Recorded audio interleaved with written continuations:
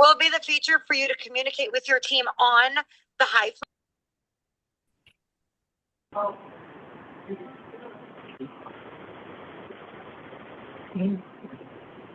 Hi guys. Hi games. Whoever I just saw just now. Okay, let's see. Okay. Right, let me just quickly. Do I have Igor? Igor, I'm giving you a host, please.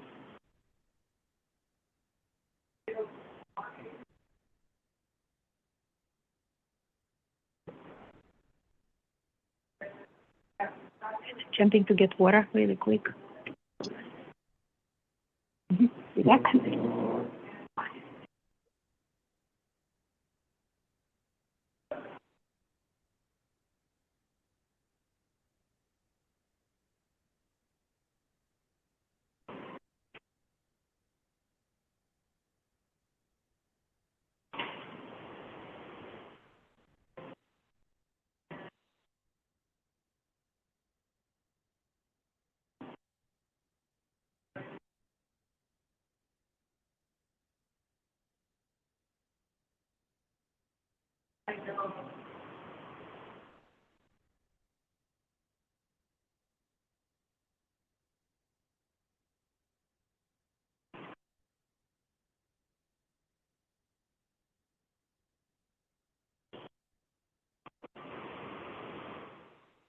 Okay, sounds good. Okay.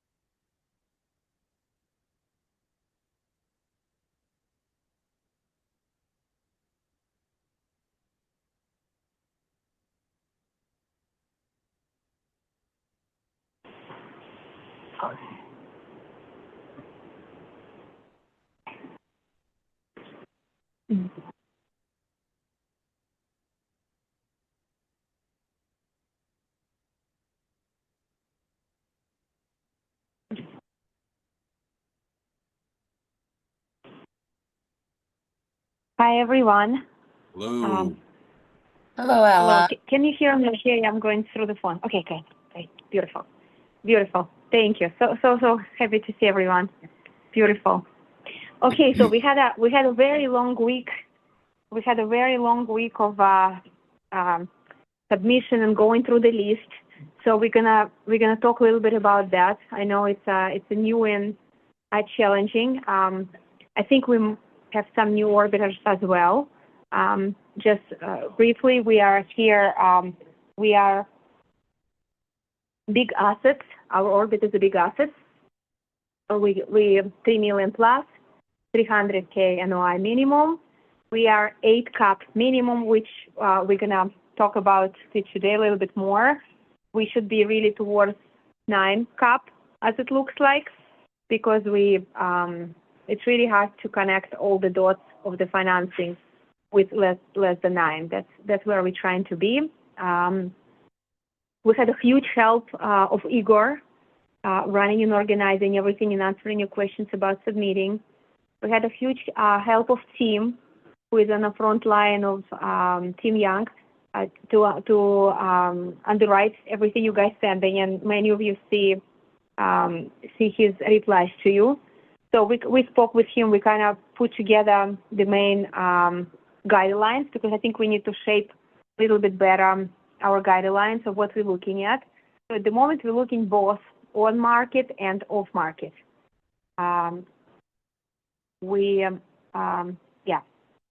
So that's we're looking at both of them. So you've got lists. I know there are a lot of changes with the list, and we can go over and address whatever we can address. I think maybe we start from team, if you don't mind, to give overall impression of what you're seeing, because you are the one who looking on underwriting very closely. And Tim has experience in the commercial underwriting. He was doing it for a while, so he's a very experienced commercial underwriter, we are super pumped and lucky in order to have him in our team. Hello, everyone. So yes, as Ella said, my name's Tim DeYoung. I'm currently in Tampa, Florida, and I've been working around commercial real estate since almost a year now, since October of last year. So I've underwritten hundreds of multifamily. I am fairly new to RV parks. It's not much different though, a little bit different criteria. But it's all the same. Numbers are numbers, just depending on what the buy box is that we are trying to focus on. So I know I would say this week alone, obviously a lot of you guys have heard from me. If you haven't yet, you will.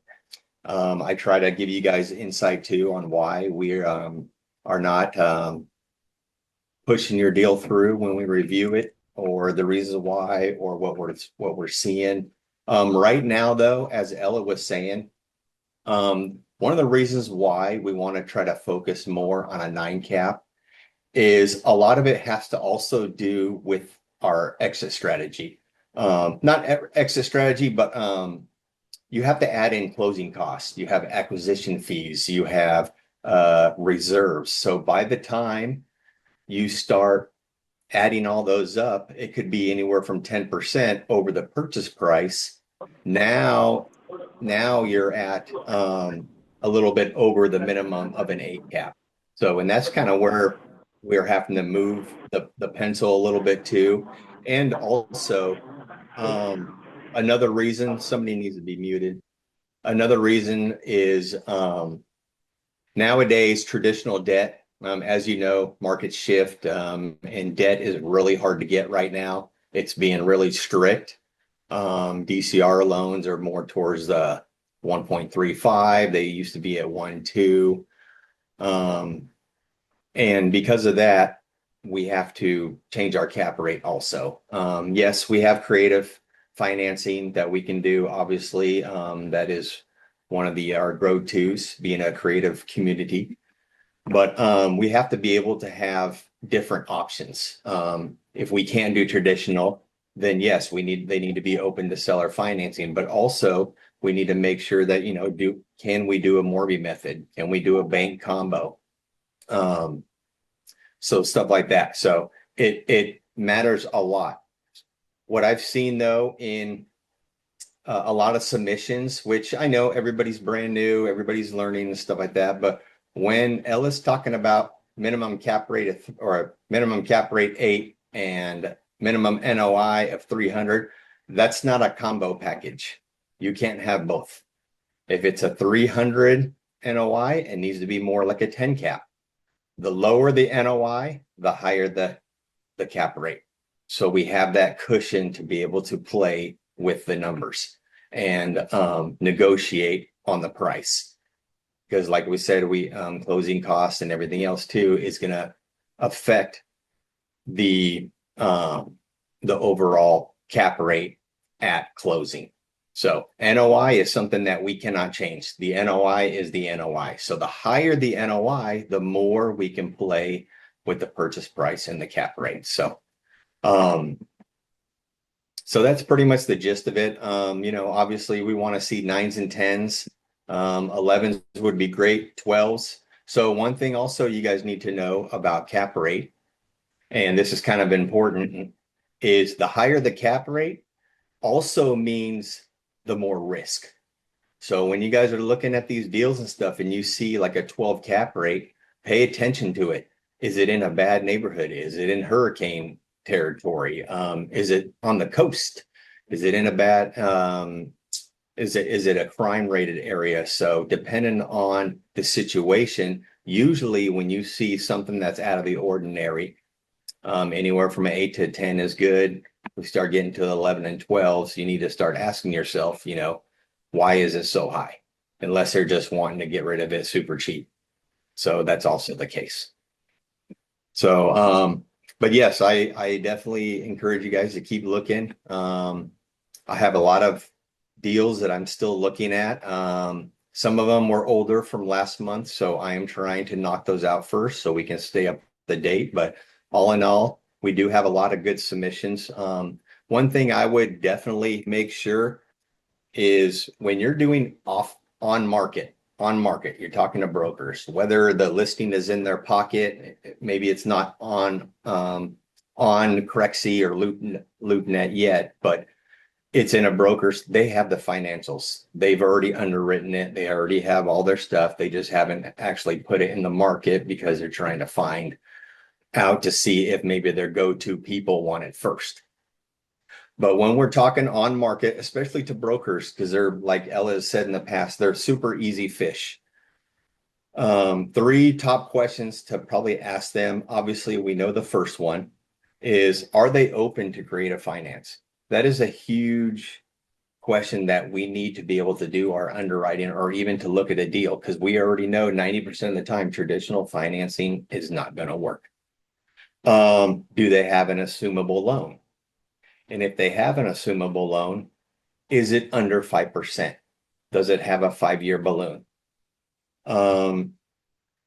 And probably the last one is, my notes suck. Oh, do they own it free and clear? So a lot of the times they'll say creative financing, but yet they might already have a loan on the property and stuff to where, especially if it is a non-assumable loan, they have a hard money debt, then we don't want those kind of deals. So a lot of little things make up big decisions on our end. So just try to keep that in mind. And yeah, you'll be hearing from me soon. Thanks. Thank you. I think another thing we were talking with you that like we probably not, we kind of staying within 10 million. We're not yes. going on a very big, yeah. So it was another thing that we had a very big submissions and they rarely sell a finance on that volume. So we are staying under 20 million. 20? You're going to 20 now? Oh, sorry, 10 million. Okay. 10 million. 10 So million. we can go above 10 million only on an assumable loan, because then it's not going towards your schedule of real estate asset owned as far as the bigger assets. So that's the only time. But for the most part, yes, we want to stay under 10 million, folks. So the sweet spot is 7 million, 8 million. That is the best to help out, because one of the, I forgot to mention that. Thank you, Ella, for reminding me. So one of the main reasons why too is because when we can't use a bank, we can't do a mortgage method, we have to lean on our investors. And at an 8%, that money adds up quick. So we are trying to keep our down payment as low as possible. So that's why we're trying to cap the amount of money that we're actually trying to put into a deal. So. Yeah. Yeah. Okay. So what's going to happen too, and this is, I'm coming out of the Limitless Expo conference. So, and I think somebody were bringing already multifamily from syndications. So it's very unfortunate, but a lot of syndication is going to go down. And you probably heard about that. So like a lot of already went down, and the ones that came in 2021 on a rate of 2, they're going to be going down, and a lot of investors going to be wiped out as bad as it is. And as in the conference, they said $3 trillion of multifamily money going to be going down of syndications, and a lot of people don't even know about that. But this is because the loans are coming, those 2%, 3% loans are coming to the balloon now, this like 26, 27. So as bad as it is and as fortunate as it is, it's opportunity, because now those ones, they're going to go to foreclosure or they're going to be sold pennies on a dollar. So do keep your eyes open because the syndications, they're going to be literally sold half price in a close couple of years. So it is an opportunity for us to acquire multifamily and learn the lessons. So the reasons, and that's why we're talking a lot about the cap rates, the reasons why they're collapsing, right? Because they were bought on a very low cap rate. So when they took their mortgages for like a 2% rate, they bought the assets that were on a cap rate of like a 4%. So that's really why it's all happening, because the rates gone up. And now, even though they were growing, those assets and those operators did nothing wrong, but their original assumption of buying something on a 4 cap rate was just wrong.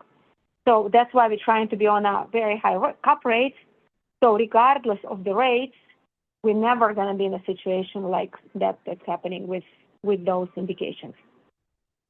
So we're going to coming into new, like our own syndications, right, with a very, very good understanding and learning experience of those projects that didn't go through, and there will be hundreds and hundreds of them coming up, a lot coming out of Texas, and they just can't, they've been foreclosed and they can't refinance.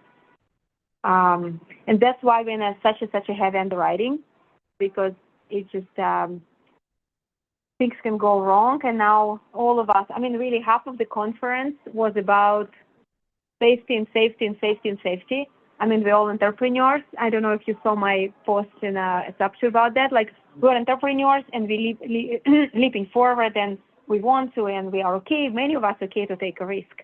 But the time is very volatile, and anything we're taking, we have to be triple check, triple due diligence, quadruple, checked everything and learn everything we know by now and keep it as safe as possible. So that's another thing I wanted to note. We're here on a long game. So I know, like, a lot of people who came in, I heard from some of you that you need money urgently, and it's very understandable, and time is volatile. It's not a quick game here. So the investors who come in, they will be getting their pref 100%. But speaking of our commission, it takes long time to make a due diligence. Not so long time. It's take a thorough effort, and a lot of things even failing last moment. And I spoke with Matt Starr, who is one of the multifamily operator, and I know he was raising actively, and he told me, no, I walked away because he didn't like his finding in due diligence. And I talked to another operator last week, and they walked away. So even when we starting and it's a good deal, and like your commission coming and everything, and then we don't go through due diligence, it's the reason we don't, because we want to keep everybody safe. Because the worst thing we can do, and I've been in the industry for a long time, the worst thing we can do is pick up the wrong asset. Because it's so hard to get rid of it, so hard to, if we overlook something, there are a lot of assets that's not sellable. And I would rather spend way more time, and I would rather go to 2-3 more assets to choose rather than ride on excitement and pick up something that is wrong. And I think this is overall, exactly. And we have a lot of actually operators in sub 2 who picked up RV parks that are not performing and they're underwater. I know so many, maybe half of from because I talk to a lot of people, and another owners club is coming, but I try to talk as many. I'm a second-year owners club, so I know a lot of people, and I asked a lot, how you doing, and luckily in our community, people do share there are difficulties and everything. So I do know that a lot of assets are not performing, which is fine. They're not performing, that they're stabilizing. That's okay. It's just as long as we didn't get ourselves in a pickle, and that's where the diligence is super important. So please do not get frustrated with us of rejecting your deals, or either, and also if the diligence is not passing. We're not attaching, the most important thing, we're not attaching ourselves to outcome. We're not being emotional buyers. And that's what they spoke, like all these leaders of the industry in the Limitless Expo. They spoke as how we never attach ourselves emotionally. We are investors, and numbers is what really drive us the most. And the safety, the numbers, the due diligence, we're not emotionally attached to this is a nice building, this is a nice area, this is the river, this is the, like, for example, even, exactly, Susanna, yes, 100%. Yes, we're creating connections with the brokers. But even just to give you example, I was buying the Koala Hotel. I don't know if you were around when this was my first asset. I was bringing to Dealmaker. I was very excited. It's Smoky Mountains. I'm outdoorsy. I love it all. But the more I digged, like we had the issue with the wall. But then what Faith suggested when I talked to him when he came to Virginia, he said, okay, go. I said, I'm worried about investors. So she said, okay, so just do Morbi. So I came back to the seller, and he cannot sell, so he was okay for Morbi. And Morbi is when we combine mortgage and him. So I technically don't need to bring anyone, so I'm not risking investors' money. And I said, okay, beautiful. I can take a little bit of risk myself, not a little bit, a lot. But then I was researching of the flood zones, and I found out that the half of the territory is actually in a floodway. And a floodway, it's a worst part of the flood zone. So if, let's say, the river came out and those beautiful cabins got washed out, I can actually go and rebuild it because it's a floodway. So half of the hotel going to be lost. So even the seller now agreeing to the very favorable conditions to me, I'm going to walk away still. And you can see behind me, right? That's really the thing. I mean, it's beautiful, it's cute, it's cool. I had tons of ideas how we're going to do hot springs in there and all kind of things, and children playground. It's all beautiful. I mean, I always have a lot of ideas, but I'm just not I'm gonna walk away. So we're doing very deep due diligence. So basically, this era of like these years, we're playing safe. That's like big assets. It's a playing safe game because we screwed up on a multifamily or like on a single family. It's not nice. We maybe lost here and there. We screwed up on a 7 million assets. We have a problem. So we don't want the big headlines of anything ever. And that's. So what I wanted to say, like for people who are looking for quick income, stay with us still, but do something in parallel. I mean, there is a lot. We have a wholesaling. There is Carolyn Kine who runs for daily Zooms for also wholesaling, I believe. So there is a lot of quicker income passes. This is definitely not a quick pass. This is longer game, and I believe most of us, if not all of us, looking to have our own big asset at some point in the close future. So we really, that's what we're here for. So we're here to kind of build massively in the big assets. We do need to eat our dinner every day. So we do need quick our active income. So look at the resources and substitute. There is a lot of Zooms and resources about active income. So maybe split your time between us and them and create your active income as well, because this one is not quick. At maximum, I can probably purchase 5 assets a year. I can do it. So it's only like 5 people get paid for the commission, right? And the rest people going to pay it as investors who going to come in. But what you are going to be learning, and what we're doing is we're learning those big assets to eventually get them ourselves. Okay, so let's talk about, I see a bunch of questions. Let me quickly answer, and then we're going to continue in our list. Jazz, please go ahead. Hi, Ella. How's it going? Good, please. Good. I just wanted to circle back on a couple of things here. So you and I have been just chatting offline about the mobile home parks call, the list that I sent you via text. Will you be free tomorrow, 5 p.m. for that call? I am a little bit busy because I'm going to Pace office for Thursday and Friday for presentation. So it is best, and for all of you guys too, to submit everything through deals, because actually Tim looking at them full time. So I think I will connect you with Tim. I mean, I can forward him your email. I don't think I'm available for one-on-one neither in Oh close yeah, couple no, of days. this one wasn't particularly, I don't have all the details. So like I found these on Facebook off market. And so I spoke with a gentleman yesterday, or yeah, it was yesterday, and he's got like a bunch of mobile home parks that his network is trying to sell. And so, in order for me to, he's doing a pre-screen because he's got a lot of people coming in and he wants in serious investors or serious buyers.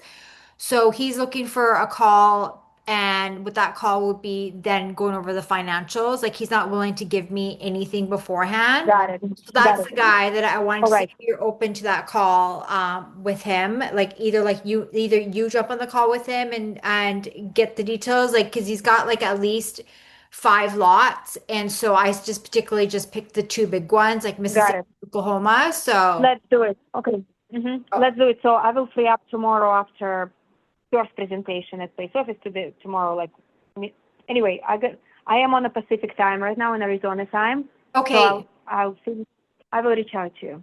Okay, so that's 2 Once I, p.m. That's, yeah, I just sent you a text message, so that's fine. So, but yeah, that's so. I mean, yeah. I mean, I don't even know like what the price point Awesome. is. Let's Right? I try know to jump on it. It's really I don't important. have any of that. Mhm. Like normally, like it's just what I saw. And so, so a couple of questions I wanted to ask you was, I wanted to talk about the NDAs. So when you are, obviously we have our price point with the RV parks, 3 million to 10 million with our NOIs at 300 plus, and then the cap being at 9% or higher, right? So depending on what the price range Yeah. is. So my question to you is, in order to receive all the financials, the rent rolls, all that stuff that you need or Tim needs in order to make sure that the underwriting makes sense, can you just kind of walk through the NDA process? Because I know I typed in some information in Paste GPT in our Sub 2 AI, and obviously NDAs are very county or state specific in regards to how you can obtain information, why you're obtaining information to like a certain amount, because you're only obtaining it for underwriting purposes, but if the deal doesn't go through, then you can release the section of that form, whatever. So can you just kind of maybe walk through like or just explain like the NDA purpose of it? Because I mean I want to it's my only hesitation of calling the brokers is they need you to sign an NDA. So I just want to get your intake on that in regard They to. usually have their own form. So if it's brokers, they usually they say I want you to sign NDA, and they usually sending them. So Okay. they have their own. For off market, I truly created just a simple one with ChatGPT. I Okay. can put like in properly. I just said Okay. create NDA between me and the owner, and there is like a standard form. Yeah. I don't know if it's really that official to be like county specific. If broker wants you to sign something, they usually send you that. So just Okay. ask them to say that you represent Sunrise Capital Acquisitions, Yeah. and sign it with the company. So Okay. it's pretty straightforward usually. Yeah. It's pretty straightforward. Just ask them to send them NDA and say that you are acquisition team. You are acquisition team and you're acquisition person for my company. That's basically kind of Okay. what we are. Okay. Got it. All right. And then okay, I've got another question too, but I'm gonna have to send that to you in an email. I just need to get some other information but anyways, that's just, I don't want to take up time here asking these questions. But okay, yeah, that was my only thing about the NDA, but okay, that was it. Thank you so much. Thank you. Thank you, Jeff. Thanks a lot. Ava, please go ahead. Hi, Ella. I just Hey, had Haley. two quick things. How are you, by the way? Okay, so I submitted one because I was listening earlier to, I believe his name was Tim. And so I Mhm, the one I submitted, the NOI was 362,000 and the cap rate is mhm, 8%. So was mhm. because I heard him, and forgive me if I'm not clear on what he meant, but I thought I heard him say that you can't have like an NOI of 300 and a cap rate of 8. Is that what he meant? No, I don't think so, Tim. Do you want to answer? I don't think so. So one of the things about financing and stuff like that is we can't, because of Ella's criteria. She wants Mhm. 120K, and then we also have investors at 8% pref When you say she wants 120K, she wants 120K. cash flow. Got it. That's her cash flow Uh-huh. after debt service. hmm And then investors. So depending on how much we have to put down, depending on the structure, at an 8% cap rate with only a little bit over. So if you, let's say $300,000, right? 362. Uh-huh. Okay, 362. So right out of the gate, you have to minus 120,000 off that number. hmm That's right out of the gate. That's before any seller gets his money, before the investors get their money. So Ella has what she needs to be able to keep doing business and to have Right. reserves and run the park and all that good stuff. So that hmm doesn't leave a whole lot of money left for anything else. Then you have to find out the structure. Actually, I know which one you're talking about, but yes, an A cap and 300K does not get you to where you need to be. I would have to show you on like a spreadsheet or something, but I'm looking at the one you sent, and um, I sent you an email. That one doesn't work because that was a duplicate. Oh, I okay. sent Someone you else an, had sent it. yes, I didn't receive an email. that's, huh? Or I didn't see an email. I'll go You back didn't and check. see, I sent an email on 8/12. I have to go and check. I don't recall seeing it, but It would that's say okay. deal submission. Okay.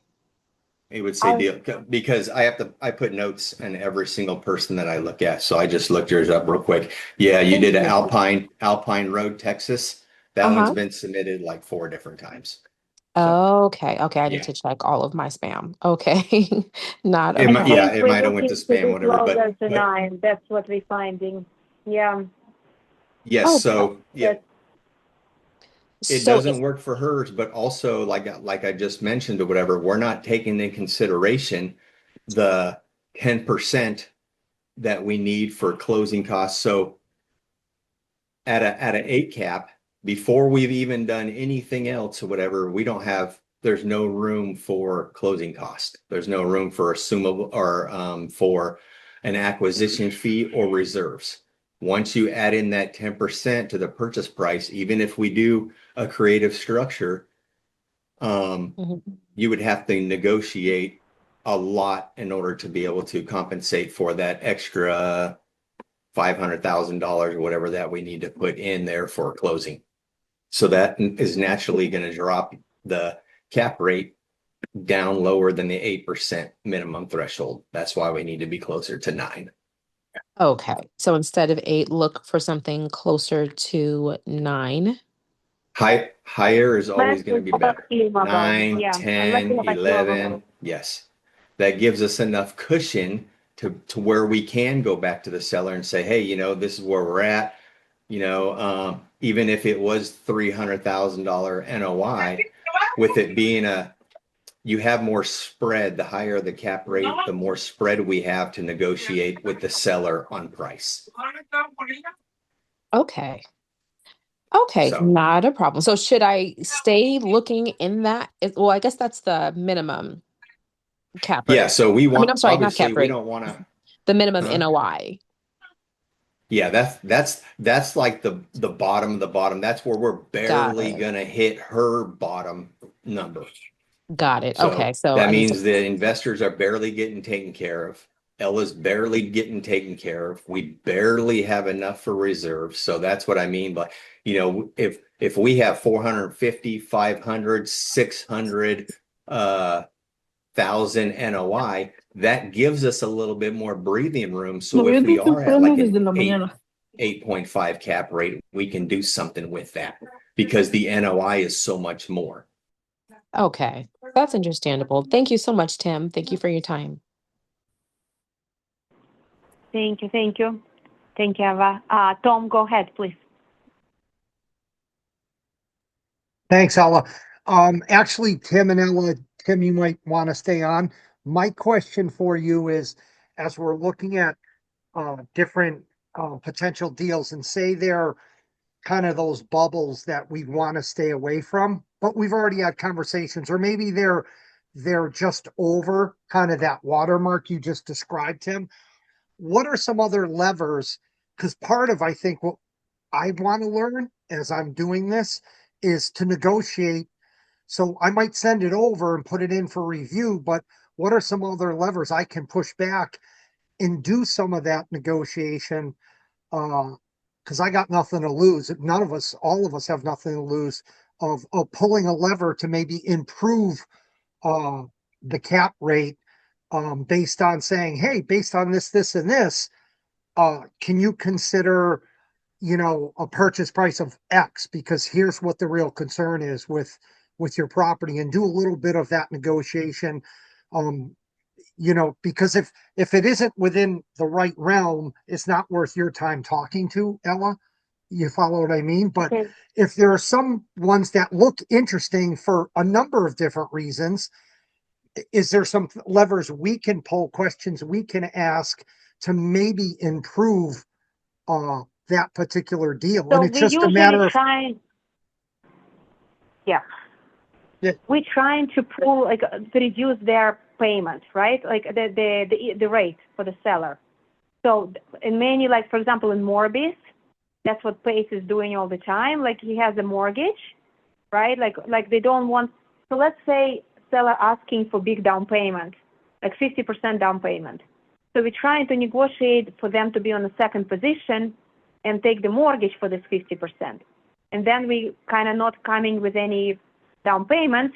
And if numbers are not connecting still, we could pay them no interest for, like, let's say a couple years, something like that. So that's like, we're working with the structure. So if they stuck on a price, I mean, of course, it's great to offset the price. But if, like, NOI is decent, let's say it's already 8, like if they on a 6 NOI, a 6 cap rate, we could try to negotiate the price because it's kind of low, right? But if they're already in a decent kind of market cap rate and numbers are still not connecting, that's when we can go and ask for better seller financing terms. Like, a lot of people I know buying on a, like, 3% seller finance. So let's say they give 80% of seller financing and they want 5 or 6, whatever. But numbers are not connecting, we're negotiating 3% seller financing. Or like 3 first year and then 4 in 2 years and 5 in 3 years, something like that. So we could also do the scale. So we're playing with the terms. So overall, like a seller financing kind of theory gotcha. works on, okay, we bring the price because many times sellers are stuck on price, but we want the terms. So that's the levers we're working with. Gotcha. So you can do price, but they might hold. If they're willing to flex, that would help. But the other things would be terms, down payment, change that, better seller financing, lower seller financing, no interest, all of those things could potentially enhance. Because I'm just trying to think, if something looks pretty good, but it's not great, to Tim's point, maybe we can have some conversations and move some levers, and then give Tim some more information. Say, hey, Tim, I talked to them and they're willing to flex on this, this, and this. Now, how does this make it look more viable? Yeah. That's ultimately what I'm getting at. So yeah, thank you. No, answers my absolutely. question. Yeah. And they guys, it's another thing, like, they have to be a little bit of a desperate too. Because what we see, like, for example, Tom, the guy we talked with you in New Hampshire, right? Yeah. I mean, he's like, he wants 7% seller financing, right? Numbers are not connecting. He's not in a hurry. He's just testing the water. He's young. He's not exactly retiring. So that's like, there are a lot of people who actually, so there are a lot of people desperate, right? There are deaths in the family. There is the divorces. There are all kind of situations. People need to retire. So we do kind of, it's not like we ride on the people's pain, but we're there to help on the people's pain. That's partially not partially, that's exactly what PACE teaching us, that we're coming and stepping up when nobody else does. But at the same time, we better often be finding people who really do need to sell, because they're much more bendable. Because if they not, and this is what, and right, exactly, Mary, yeah. Because like in Virginia, he's not in a hurry, specifically my seller, right?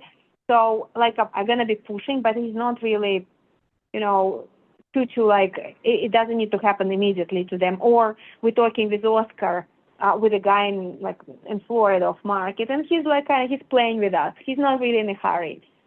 So we are either better off towards like retiring people who really super tired to do that, or I mean, a lot of assets in our community bought from people who sick and just like really cannot take care of it anymore. Yeah. And then the negotiation is going to be very quick and very simple, instead of like a younger guys who like just toying around looking and wanting top conditions, top dollars. They need to get a little bit of a desperate for them to bend their condition. The one thing I did find out, Ella, on our guy, just as a sidebar, is he's officially relocated back to Colorado. And so he's not in the area to kind of like oversee anymore. And his oldest just went to college. So I think he might be singing a different tune in the not too distant future, because he moved back and that's where his family's from, and he's not coming back. So maybe that might play in our favor at some point. I will send him LOI the way we think it, the way we like it. Yeah. I'm going to send him LOI, and I will just tell him to whatever we open, and I'm about to do that. No worries. Days, Awesome. You're gonna see. Yeah, this was good on Mhm. the levers I can use for other things, for other properties. Yeah. Thank you. I mean, don't be afraid to offer lower rate for the seller financing. Yeah. I know a lot of people who got 3%. That's real. That's real. I mean, I always afraid, like in Boston, now I'm giving 5, before I was doing 6, and I feel bad, but a lot of people do 3 and don't feel bad. So You got nothing to lose. All they can say it's is quite no. popular. Yeah. Okay, thank you, Tom. Dee, please go ahead. Hi. Can you hear me? Yes. Excellent. So just to clarify let's say, for example, you've got a net operating income of 362,000, right? Then Tom explained that we're going to minus 120 from that number. Mm-hmm. And that's what you, as Ella Goren, want to cash flow off that property. So that really boils down to 10,000 a month for you, right?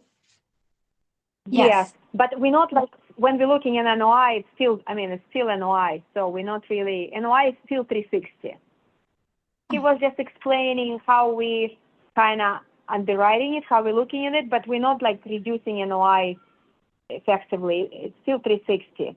He just was explaining how NOI is built on. It's built from cash flow, what we paying to investors pref, and what we pay into the seller, or like a debt service, whatever it is. So this is 3 portions, but it's still NOI. We're not really kind of decreasing NOI by 120. We just want those three parts. This is what really making up our NOI. That's basically what he was saying. Because gross annual income, like if I were to really look at this as a real number, the gross annual income, right, would be much, much higher than that. If you were, let's say you had 35% expenses, right?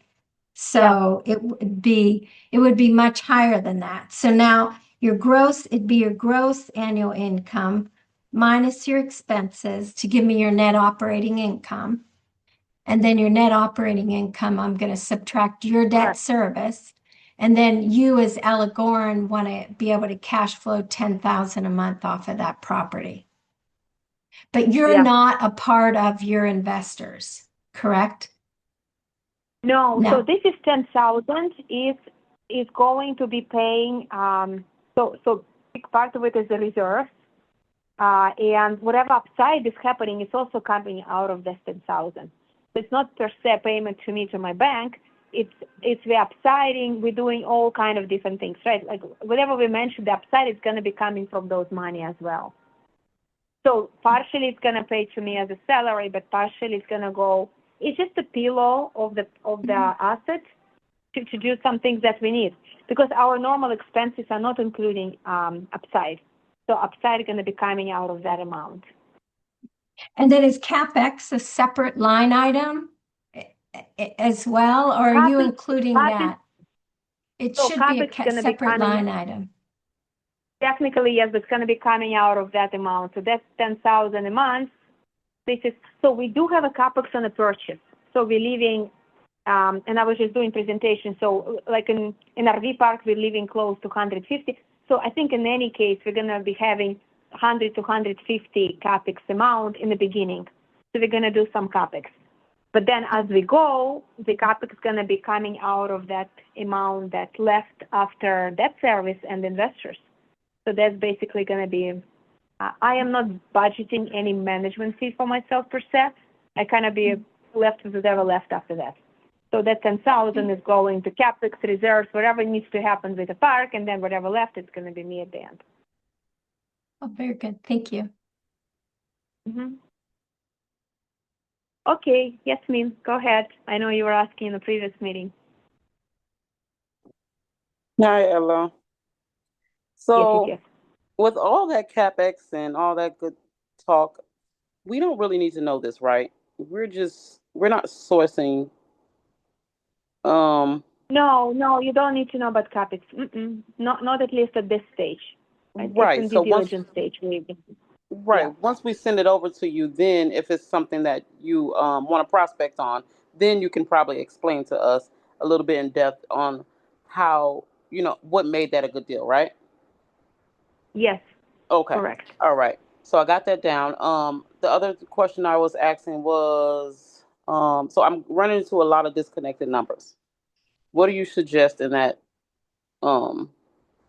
aspect of things? So try to, of course, it's going to be, yeah.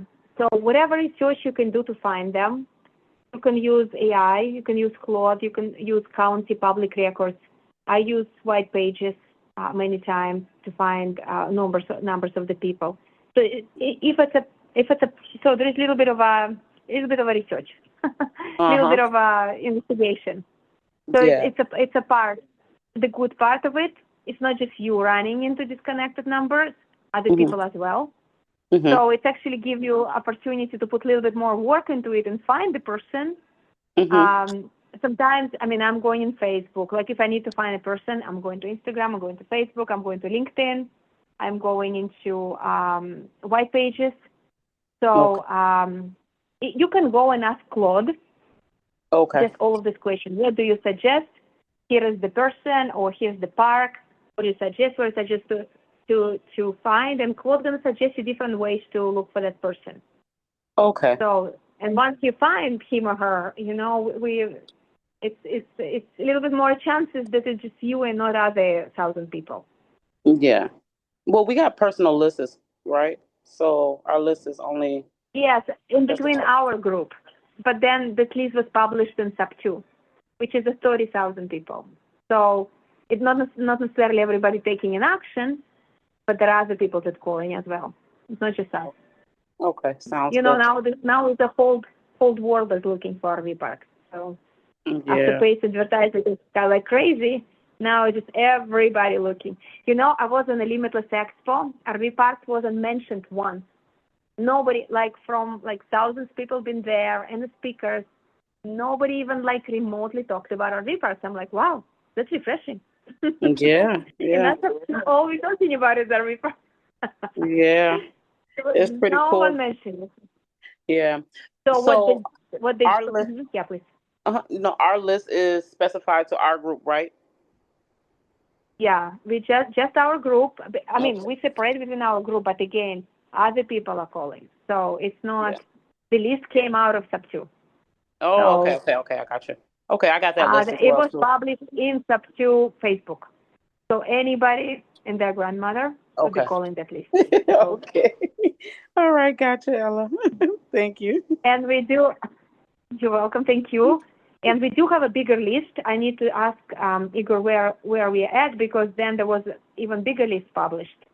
So yeah, not exclusive, unfortunately, as much as I want to. Alrighty. You have the biggest list But that the last list that Paige did share on RV parks. It was a while back though. So yeah. so there is a bigger list. I will let Igor to talk later. But yeah, I mean, we're trying to catch people. Everybody calling. Igor, Yeah. okay. So Okay, so Igor says we're moving forward to the next one. So we do have another list. I think it's a 70,000.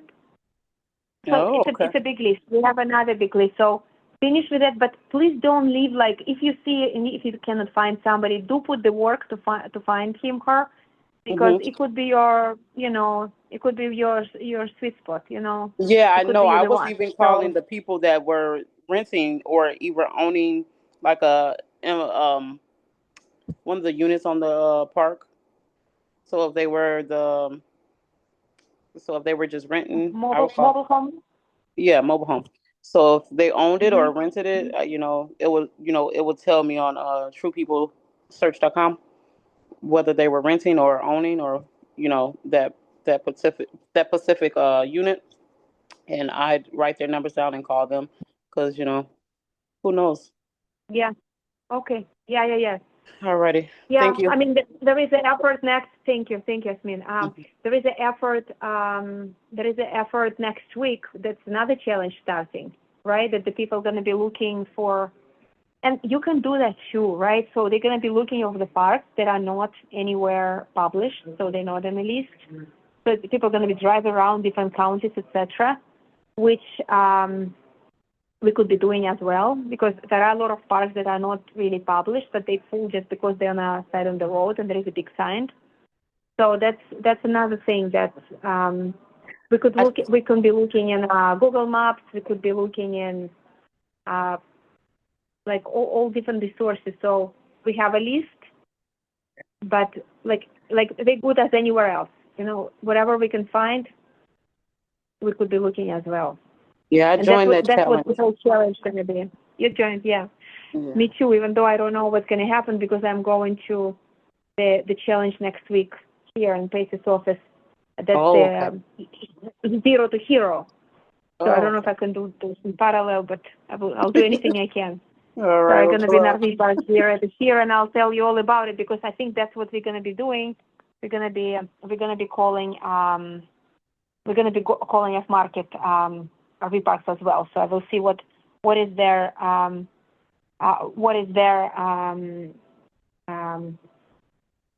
strategy. So Pate's going to be yes. talking a lot about it. So I expect next Wednesday to tell you more what they're going to be teaching us how to do that. Okay. So Sounds I good. believe it's going to be a lot of additional information to tell you guys. I'm looking forward Oh, to it.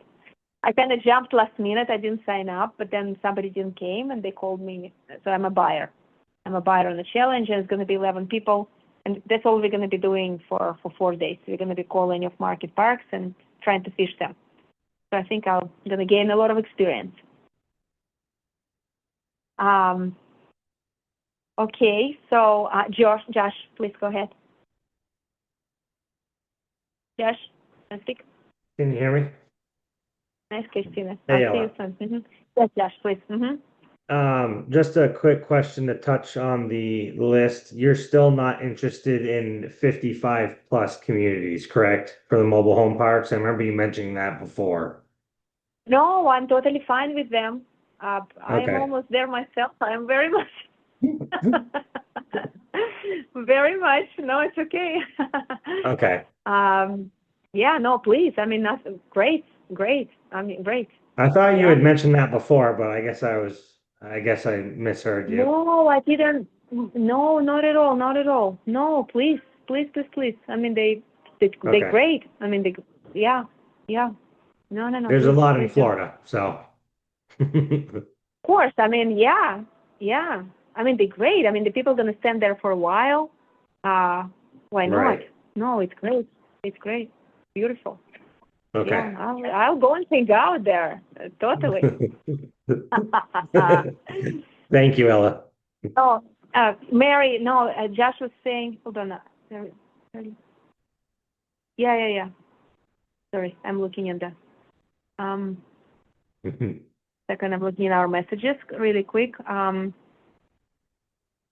Yeah. No, team, reverse engineering is great. It actually was helpful me too. I am forgetting that we have all these fees on the top of everything. Then say, place address in Google and start from here. Associations in Facebook, yes. Okay, so limitless members. I am happy to tell you what limits. I will summarize it. Let me see. Just okay. You can go to the street view. Yeah, that's good too. We can go to the street view and look for RV parks. That's kind of interesting. You know, actually, my son, he was obsessed.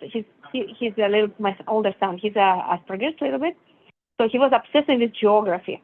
So for the longest time, he was going on a Google Earth, and he was just like pointing somewhere, going down, and then right-click on the Wikipedia and learn all about like villages in Africa, like everywhere. Like he knew. So I think by the time he finished his like middle school, he knew every village and every town and all around the world. This is just everywhere we go, he knows everything. It's just unbelievable. But we could do the same thing in a way. We could find RV parks in the map and just zoom into them as well. That's another thing. We could just go through the map and look in certain areas.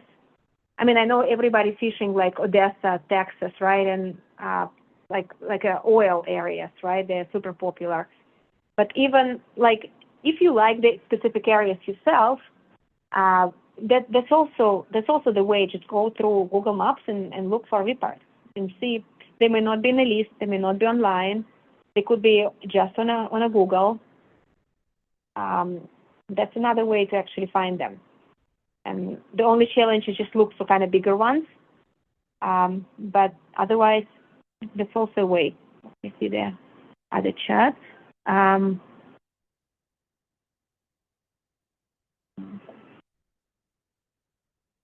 Yeah, RV parks 65 plus. Please, great. Yeah, okay. Yes, hi Amir, you joining? That's great. Okay, so limitless. Limitless was one of the very interesting findings. I mean, we kind of know about them, right? Self-storages, but there was a guy, to look up his name. What he does, he's looking for off-market self-storages. And he's looking for specific ones that are not online, they're not on any type of list, they are not for sale, technically. So he's reaching out to those, he literally looking them in Google Maps and fish lists. We have search here. He's in New Jersey, but he started looking into Gilbert. So they, I think it's called Go Fish List. And basically what he does, he's looking on them. There's only 30,000 all across America. They're very low maintenance. A lot of elderly owners ready to retire.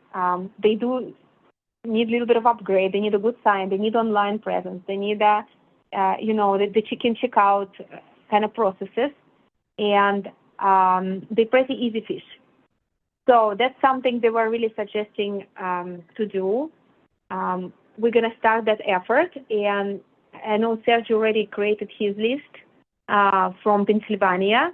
I'm thinking once we're done with this Zoom, people who do want to work on self-storages specifically, we can create separate effort and we can just kind of separate states maybe and start doing that, because that could be pretty easy prey.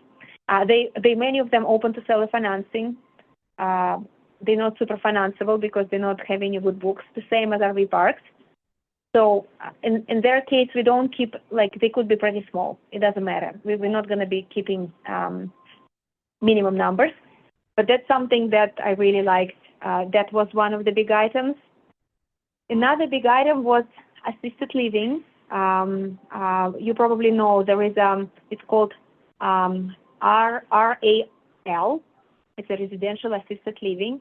It's a community. It's a mastermind. Obviously smaller than we have the space, but it's a separate community. So it was a lot of talks about that one. I really like that.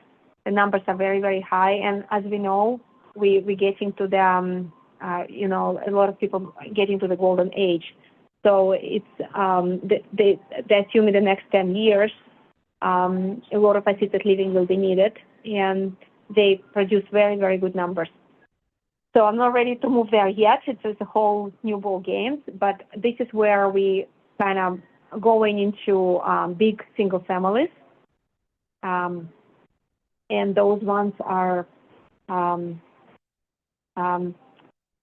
those are very, very cash producing, very, very cash producing. So this was interesting. I was in that group with the residential assisted living. I actually got certified with them. They're from Arizona. Okay. Yeah. And it's called Rala. I was in that group. Rala.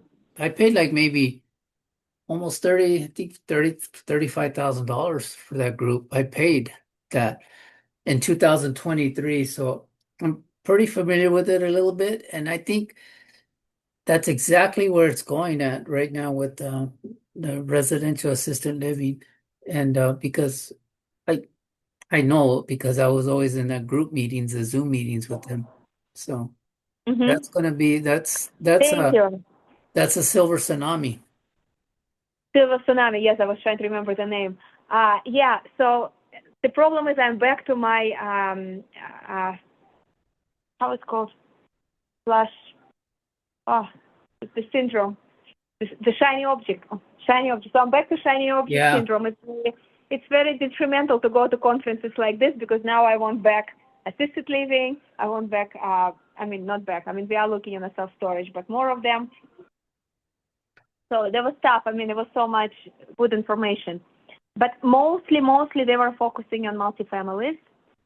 They were focusing on how to purchase them right, how to purchase them safe, and how many are coming on the market. How many within the next 2 years. It's going to be enormous amounts, so please be on the lookout for them. We probably wouldn't be able to do self-financing on them, but if we're negotiating very good numbers, then we could do conventionally potentially. So we know that a lot of multifamily are going to come in on the market. Like, watch for Texas. It's going to be tsunami of foreclosures coming in, because everybody's finishing now 26, 27. So we're going to, and that's when we're going to go and doing pennies on the dollar. So we're going to be looking on a current NOI and offering cap rate that is really makes sense for us. That was the conference for the biggest part. There was Robert Kiyosaki. He was nice and sweet. He's older, right? So, he's kind of a little bit I don't know, like, you know him, right? So he doesn't being very politically correct or anything like that. So it was a lot of things kind of against tax and government, and his usual him, but he's an icon, he's a legend. So it was great to see him and his wife.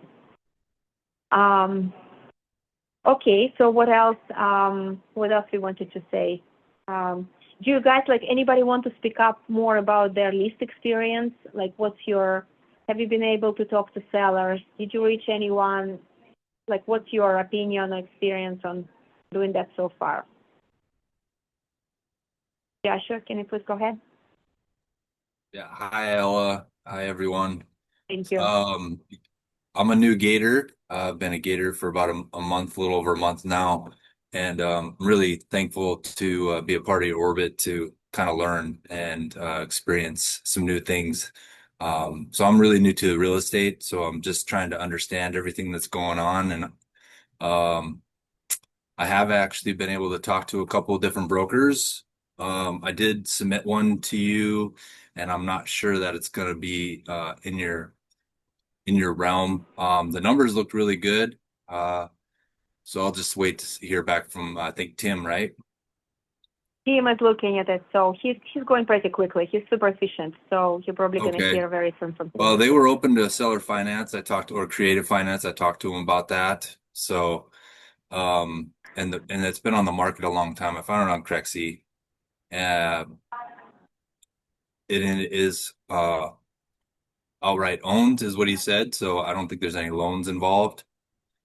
But I also talked to another broker that I have some other stuff I'm looking at, and I just kind of need a little help understanding how to underwrite it a little bit better so I can figure out the numbers.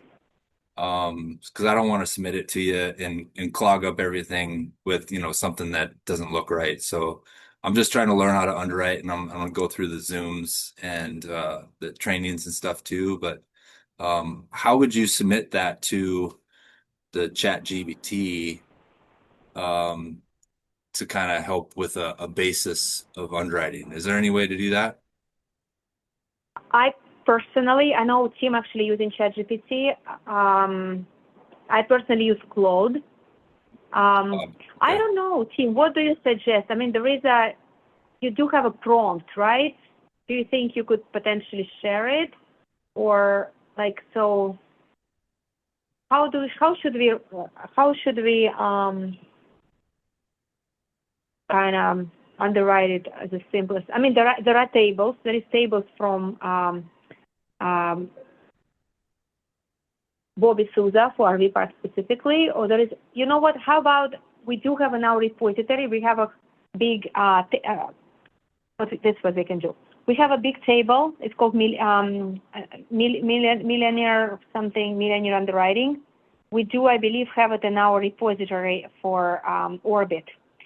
Igor, can you comment where it is, the underwriting table? You mean the spreadsheet or that? The spreadsheet. It is in the Google Drive. I'll send the link right now. I'll send the link now in the chat right now. Okay. And can you also pin them to the WhatsApp group? We're trying to pin all the resources in the WhatsApp group so you guys have it readily available. So what I would do, Joshua, I would go ahead. Yeah, there are just so many things. I created kind of the new kind of Kajabi style I mentioned to you. So it is already live. And you just have to go on orbit.ellagoren.com, and then you have all the resources, Calendly, underwriting, proof of funds, everything in a single page. Everything's clear. So that's what I would advise to everyone. Because if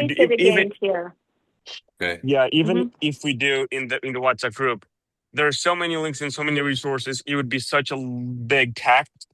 So I think if you just log in, if you have all the resources and all the recordings, everything will also be there.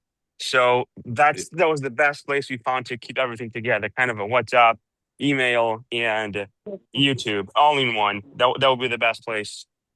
Okay. All right. Okay. Great. So what I would do, Joshua, actually, I would just take this table. I use Claude. I think Claude a little bit more details. Ella, this is Brian. Yeah.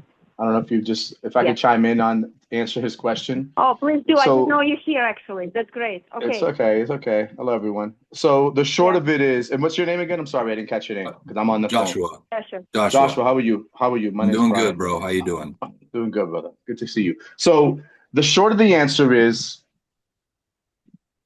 you've got to, you could use AI, but it's not going to give you what you want until you set it up correctly. Right. You've got to learn it. This is not for this call, not to kill your enthusiasm. Let's say like if they don't give me all the numbers that I need. But hold on. I'm going to try to cover it so that everyone gets an answer. for, right? So that I'm going to try to answer for the masses more than anything. And I'm going to try to answer your question as well, if you don't mind. Okay. So you've got to understand, this is a machine. You've got to set it up with your criteria. You've got to learn how to, so if you learn the basics, if you know how to set up a project, if you know how to set up instructions, if you know how to prompt, if you know those things, you're halfway there. Then you've got to tell it what your output is. So it's not for this time right now, but if you don't know how to do that yet, it's probably not going to give you what you want. You've got to work with somebody else.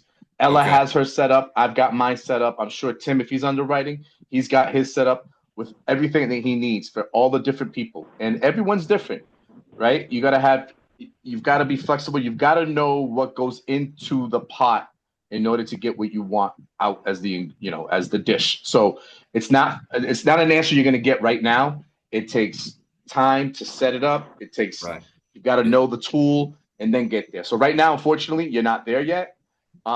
But I would encourage you to just learn, and then eventually you will get there.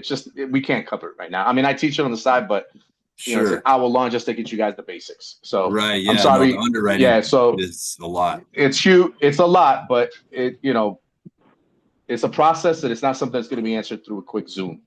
Just get yourself some basic understanding, and but I would challenge, just go out, learn how to set up your memory, how to set up what an instruction is, what a project is, and you'll start to understand. And then once you understand how to use it, you will have a better understanding on how you can use it to find anything you want. Literally, have it underwrite for you, have it find deals for you, have it find these off markets that you want, how to get creative financing, how to do exactly what Ella wants. You can use it for anything. You got to learn the basics first, brother. All right. I hope that helped you, a lot of you guys, with that answer. Thank you. I would. Go ahead, Ella. I'm sorry. No, please.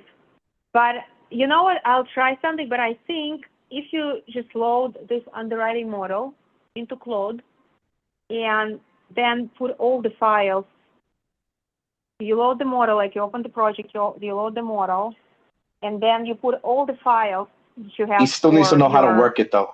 He still needs to know how to work it, how to load instructions and projects. What I do also, I just say fill it up everything, you can find in those. So I now do the diligence, and I load all the files, and then I have my model, right? And then I say, okay, now go and correct my model with all the findings from the due diligence, and I dump everything in one session. So I think what Josh is asking, I mean, we have team to underwrite anyway in a professional level, but I think what Josh is asking is kind of more to be, even roughly, understand where are we at. And I think for the napkin side, he could just kind of, like, you have the financials, you have, just load this model so Claude know what you're kind of looking for, right? And the model has different tabs. It has a multifamily, it has a RV parks. Start growing, and what Brian says is true. You need to grow your session. So, but I think you can just kind of slowly start growing it. So if you load the model, Claude already understands what kind of information you're looking for. Yeah. Then you load files, it understands what's in this asset. So what I usually do, I put correct listing, if it's correct, whatever, right?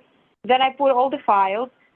Then, so I kind of dump everything I can dump in there, even roughly. And then it's gonna tell, you're gonna find at least on a basic level what you need, and when you pass in your own filter, you're gonna submit it, and team already gonna put like professional underwriting on top of it. So you can start. Mm-hmm. Go ahead. What you're looking for is the lack of hallucination, made up numbers, because ChatGPT 47% of the time it pleases you, so it's going to give you an answer even though it's not factually based. To avoid hallucination, you put in a panel, a board, fact checker, contrarian, so on and so forth. This is part of teaching it. You tell it, don't give me any information. Let me know what the unknown is, and so on and so forth. So this is part of it. This is part of the learning process that I'm saying. What you're looking for is, how do I know that it's giving me good information? That's called hallucination. So look up hallucination. Look up how to do away with hallucination. You got, for example, you get a panel. You say, give me the fact checker, give me the contrarian, give me the devil's advocate, give me the judge, blah, blah, blah.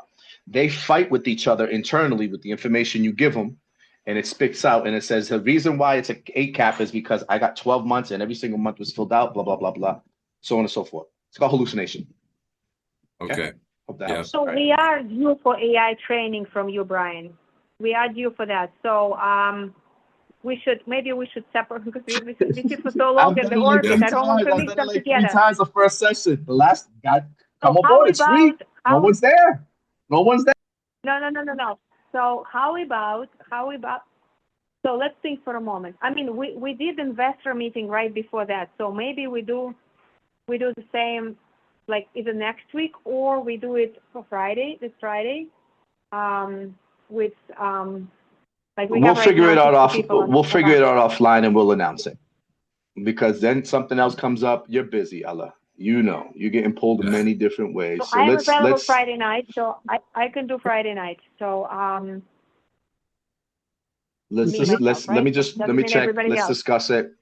Let's discuss it. Let's check it out. Because I know Okay. there's some guys So that we have been will set taking it it, up, and guys. it's not We fit. will set it up. We'll figure it out. We We'll will figure it out. set There's it some up. other people Yeah, who, we will set yeah, it up. we'll talk. We'll figure it out. There's other people who've taken advantage, and they're further along. So I'm gonna work with those people who have taken the time to. And but yeah, it's there. It's free, guys. Right. Yeah.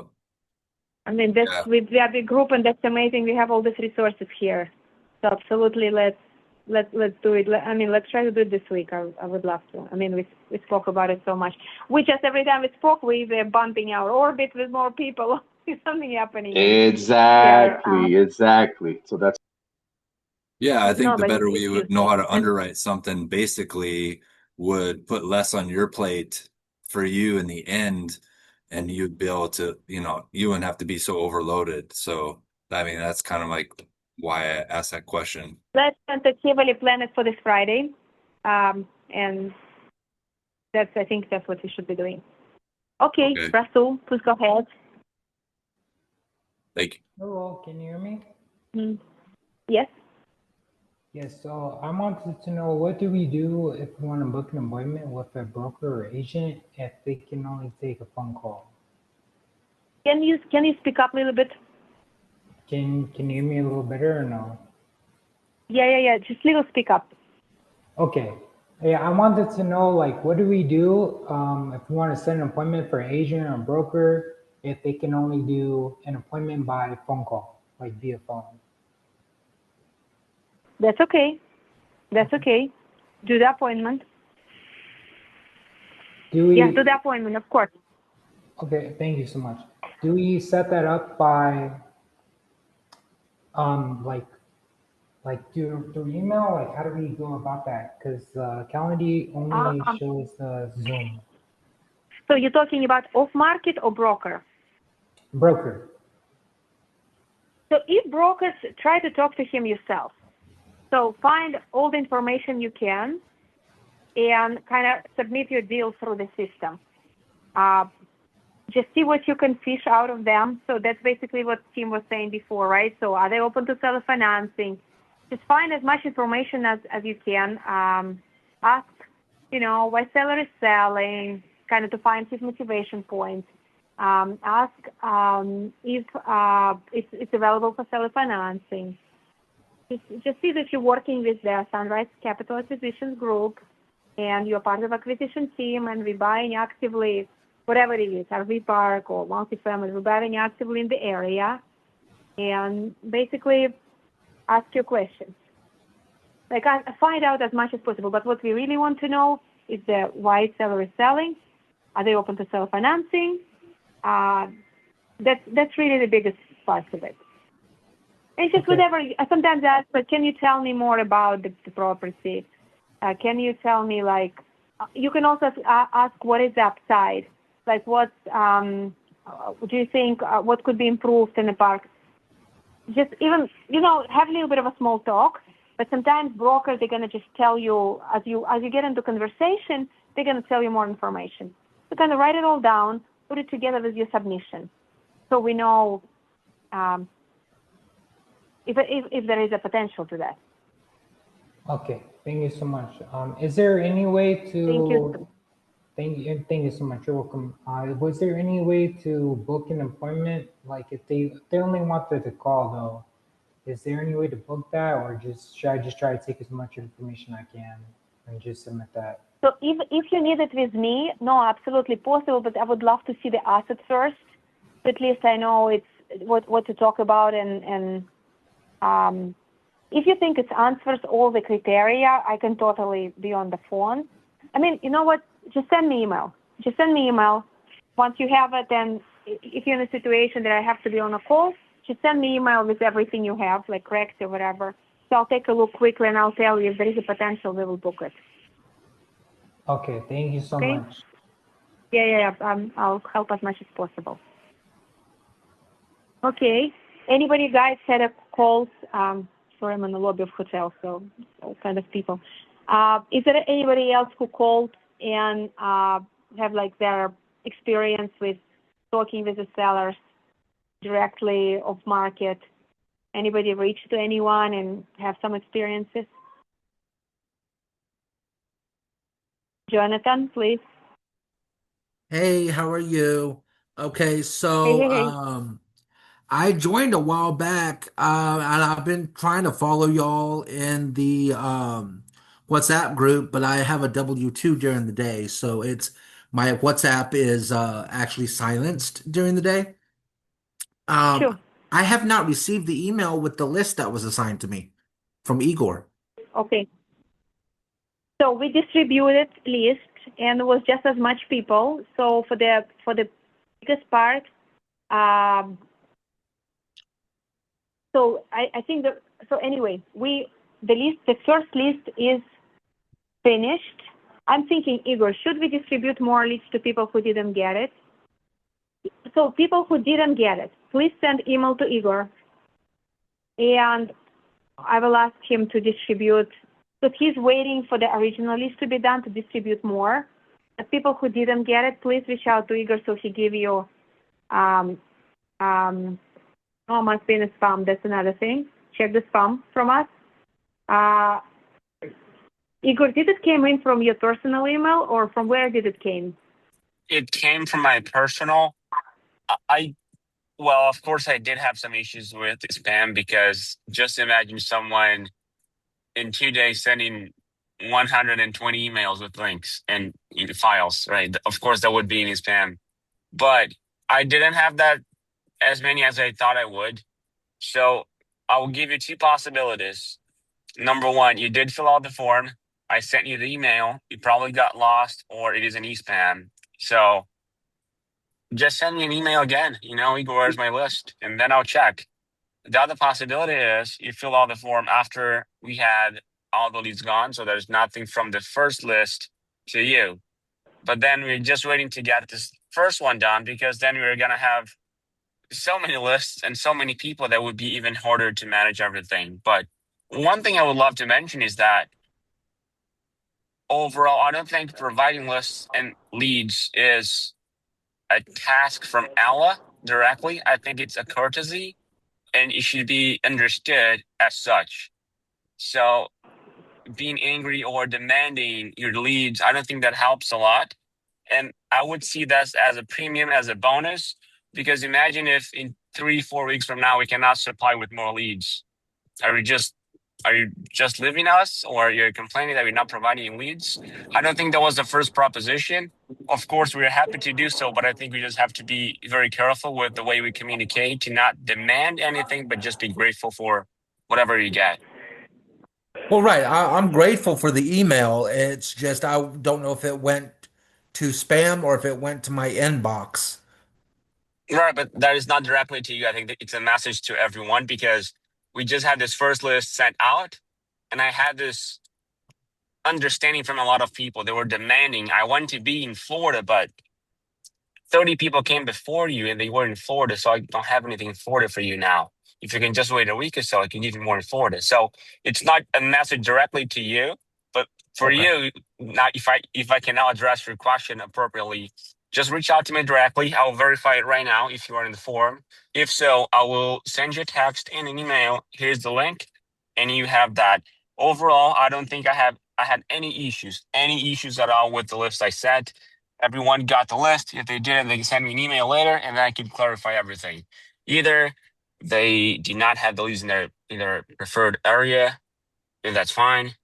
So I think that's how it will go. It would not be perfect, but I just wanted to make this very clear in the call to everyone, not to you directly, but I'll handle your case specifically now. Just give me 1 second, I'll check it, and I'll reach out to you individually in 5 minutes. Okay. The other option is if you could just drop your email in the side chat right quick. I can search your email in my spam folder because That's a I great have idea. over a Yeah. thousand emails in my spam folder right now. Yeah. Please do that. And maybe we should look, Igor, I'm thinking, because if some people didn't get the list and not going through them, is there a way we could see, because we are marking them, right? So maybe we could see which chunks are not being marked, and meaning people are not working on them. And first of all, we could reassign them, because I believe not everybody probably going to be working. So if you have a chunks of leads that are not worked on, we just reassign it to another person. Because we do have, I think I had a couple more people reached out that they didn't get it, because they requested later. So maybe we can look on who is not working on and just give them to next person. That's another thing we could do. Okay. Igor, is your email, is it IGOR and any of it? It is. I'll send you in the chat right now, so you have it Okay. exactly. Yeah. Okay. Thank you. Beautiful. Got it. Okay. Hopefully you get your Jonathan very soon. Dan, please go ahead.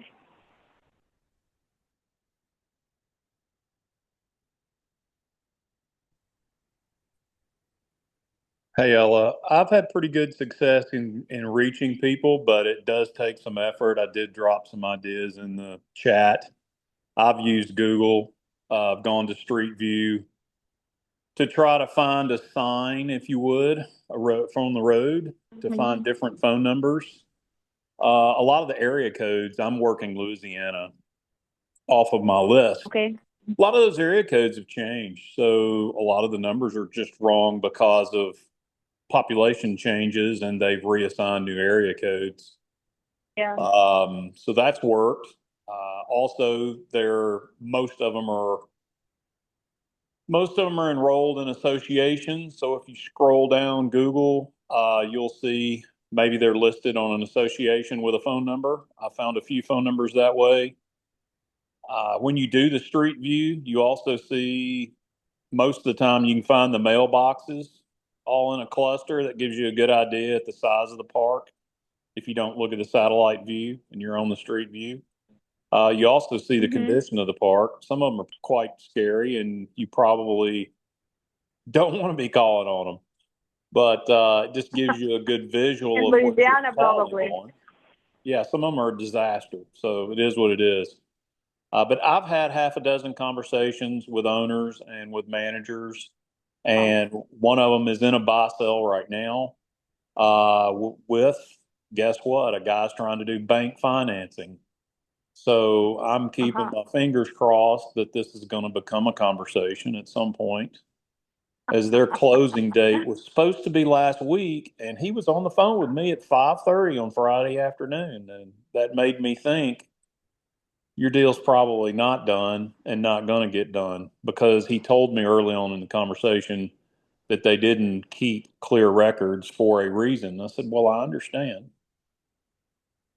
But Yeah, that's unfortunate for them, but that's what it is. Yeah. yeah, it is what it is. So he stated the bank was trying to come up with some more money, and the purchaser was as well, more cash. So it just made me nod my head and reflect on what Pace had talked about, with so many people coming to the table trying to close on properties and use bank financing on businesses that don't keep good records because there's so much cash involved they're trying to keep off the books. So that plays into our hands. But I found a couple other owners that have mentioned at some point they're not going to live forever, and they'll keep my number.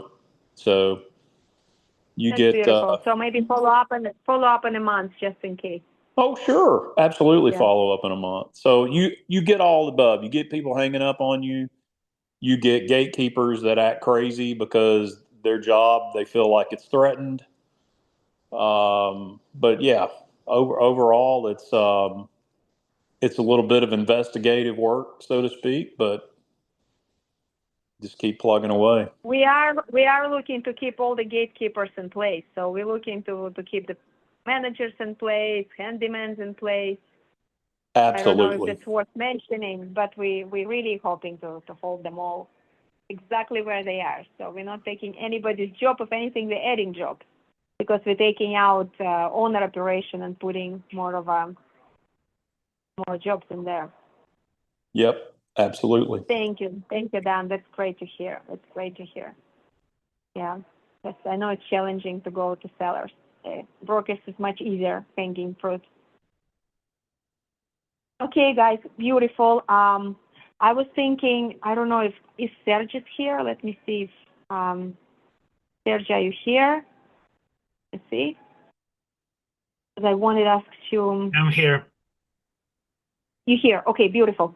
So I think we're gonna end our orbit at the moment. So I think we kind of talked for the biggest part. So we reconnect, unless there are any more questions. We reconnect next Wednesday. We have our WhatsApp. Igor was diligently answering everything. Tim is working on underwriting. We're gonna be looking not separately, part of the orbit a little bit on the self-storages. I think it's kind of. I mean, I had it in my buy box, but I think I'm going to expand to off-market properties now, and I learned how to do that from the session. So whoever wants to focus on that, please stay. We're going to talk about that. I know Serge is looking in Pennsylvania, but we could look on other states, and I'll explain to you at least what I learned from that state, from that session, and we can start looking at that as well. So people who are interested in self-storage, please stay, and the rest of you, I'll see you soon, and we connected, and I'm always available for urgency. You have my number, you have email, anything. I'm here at all times. Thank you, guys. So this is self-storage, please stay. I'm going to run to the restroom really quick and the water, and I'll be back in 5 minutes, and we continue self-storage. Quick, for like 15, 20 minutes, no long. Okay? Thank you, guys. Talk soon.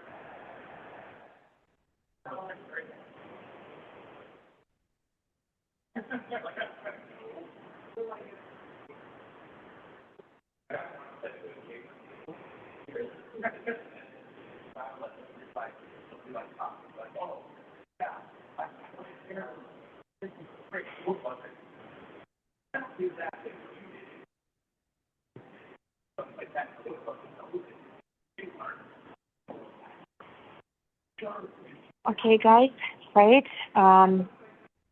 Let me open the slides that I have from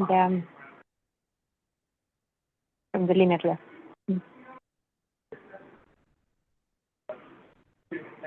Sorry to interrupt. Just to let you know, Igor, I did find that email. This is Jonathan. I did find that email. It Yes. was in my spam. So Oh, beautiful. I just added you as not spam. So all your messages from now on should go to my inbox, regular inbox anyway. And then I'll start working this list first thing in the morning. Great, beautiful, beautiful, beautiful. Thank you. Thank you. Thank you. That's great. Okay, let me send this to my email.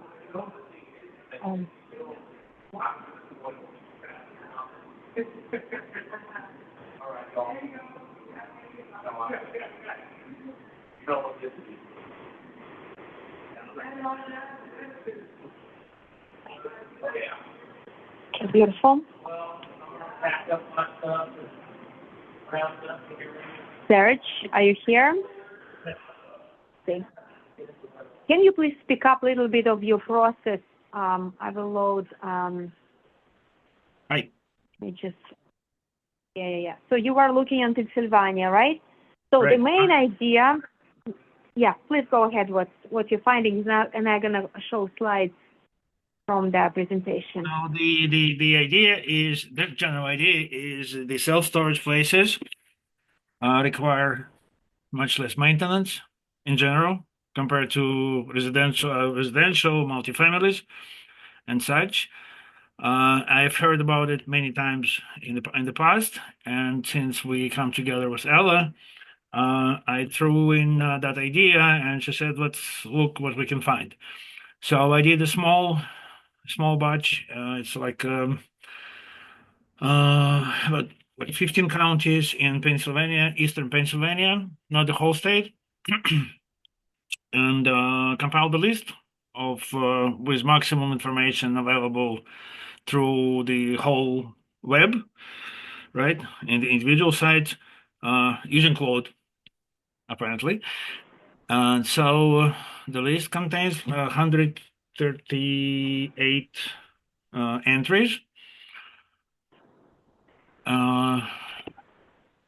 With the large chain self-storage companies excluded from it. So the list contains mostly individual Beautiful. How sites. did you create it? Search. What did you use? Did you use Google Maps or Go Fish Leads? Like, what did you do? I used Claude. Claude. Yeah, Perplexity and Claude. And they gave me fairly similar results, and they filtered and they noted both of them. Well, the final spreadsheet is from Claude, so they noted the strength of the target, because there are some small chains like 5, 8 locations, and there are a bunch of individual sites. So the Claude is put them in ranks for acquisition purposes. Mm-hmm. So yeah, that's all. Did you use any criteria? So I'm looking on what the guy was suggesting for us. Let me just share it really quick. That was from presentation on out of those list, there 2 or 3 sites are on the market, so some information is available. Yes, no, I did not use square footage because it's unknown. It's not the listings for sale. It's just existing storage sites, and most of them have phone numbers. So that's next step is to find out if they're interested in selling and this and that. That's whatever it's called quoting, whatever you do, guys. Whatever we do with the RV parks and such. So what do you think? Should we maybe, I am just thinking out loud. So this is kind of criteria that the guy was suggesting for us. Okay. So whatever we cannot get, I guess we can ask, right? The only thing maybe he was suggesting city over 20,000 Yes. population. That So you have that in your criteria. Mhm. Yes, that is in Okay. there. So all the areas that covered, Okay. they have at least one city, large city, with population 20 and more, Beautiful. 20,000 or more. Beautiful. Mhm. Let me see what else he was suggesting. So that was the goldfish leads. Okay. Did you use goldfish leads at all or no? No. You just went through Claude like through maps, basically. Right. Yeah. So basically, okay, this is how he was saying, like, basically funnel, right? So first we have a list, 975 Google Maps, then we're calling. So out of that, we reach 779, and then we're following up. I mean, the same thing. We need to follow up. Follow up is the king. And out of this 397 interested sellers, it's not bad. Yeah, And 250 it's pretty offer good. accepted. That's really good. That's really good. It's like 25%, 25%, close to Yeah. 25% out of the. This all. is his numbers. That's really good. Yeah. Wow. This is 25% active of income deals that we talked about. out of 100. It's pretty amazing. Yeah. That could be our active income for some people who really kind of badly need it at the moment. Okay, so I don't know what was it. Is it this one or not? Maybe different one. Symmetrics. I'm not sure if that's the right one. Hold on. Just my slides from what I was doing.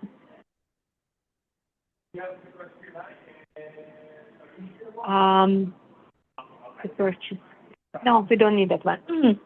So I don't know. What should we do?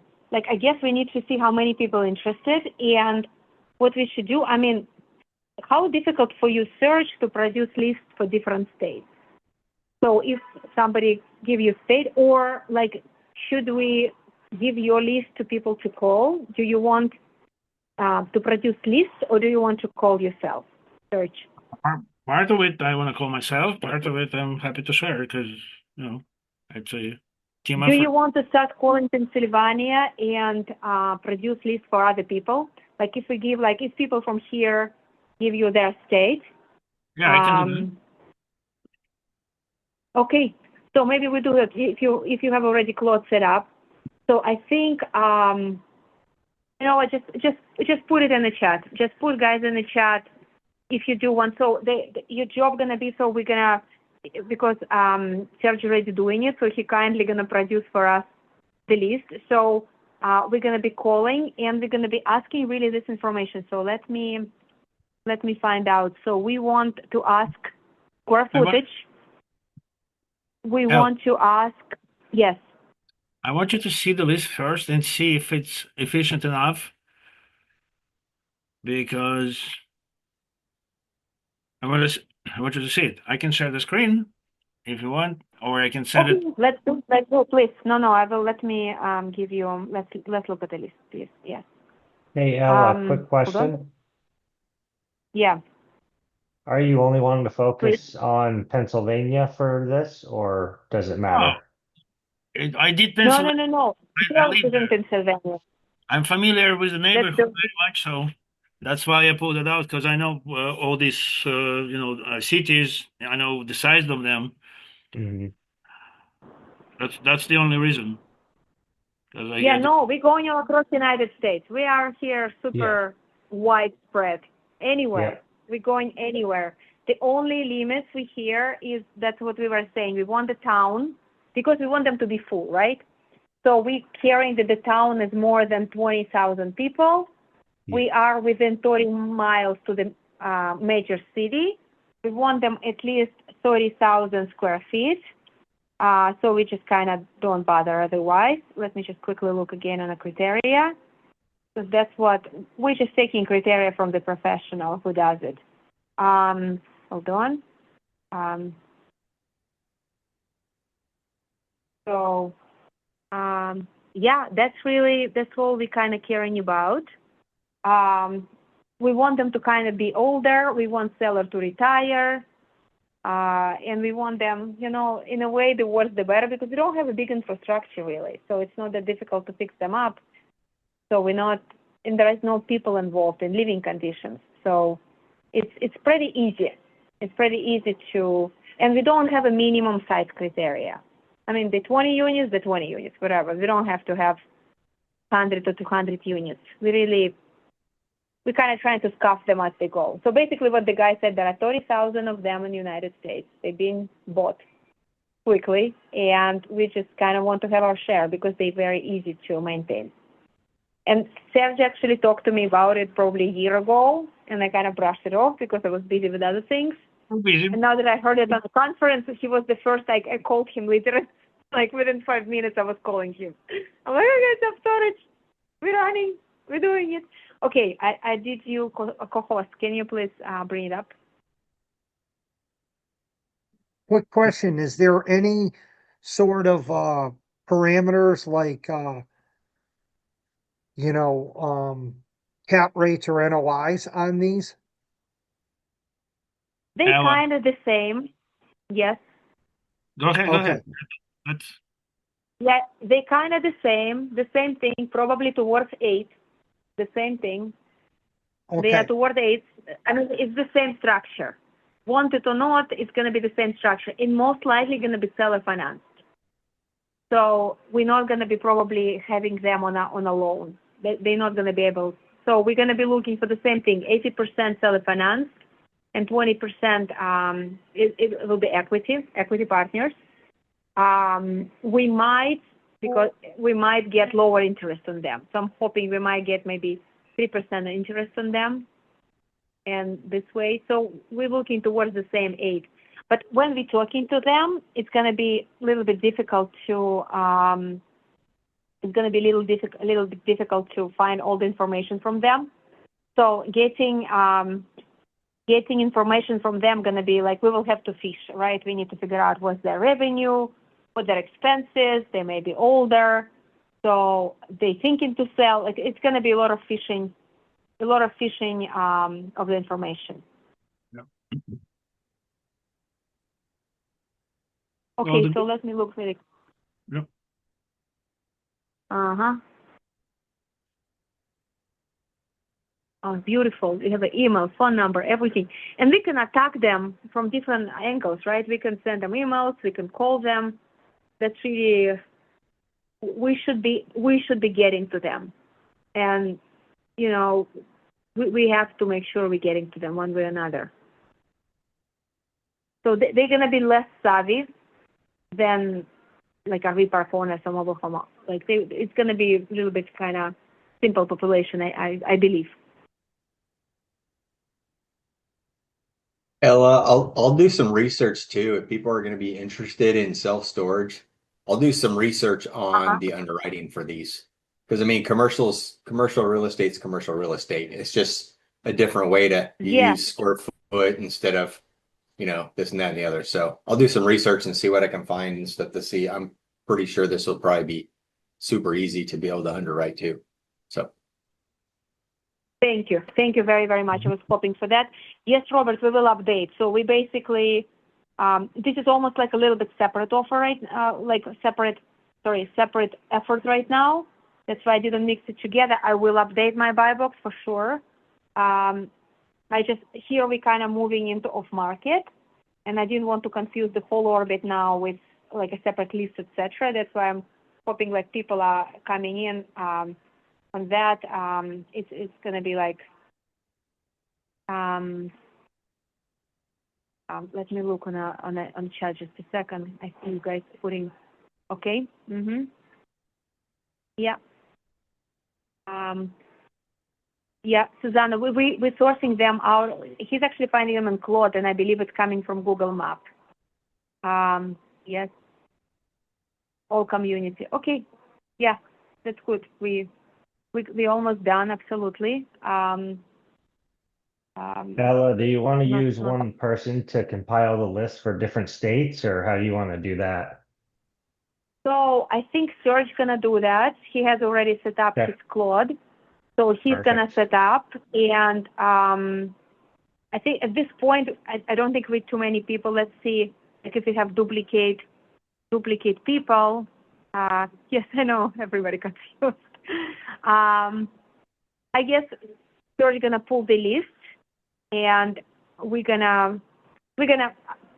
Serge, I'm sorry. I think it's gonna be on you. You're gonna have to break those lists to people. So we have. I see everybody who wrote in the chat. I will just copy it after. I'll give it to you. We have everybody in our Go High level. We have emails of everyone. So this is how we can distribute the list. And just start calling and fishing. And we can talk about it at the end of the next orbit. But really, reach out directly to me if you get the seller and it's working. I think Serge, maybe you start calling on your list, so we're gonna get. But that sounds great. I mean, that's all we need, truly. That's great. The only thing, there's no names. There's no names.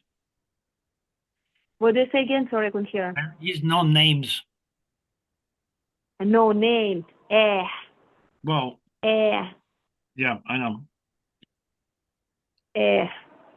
How do we? So you did it through Claude, right?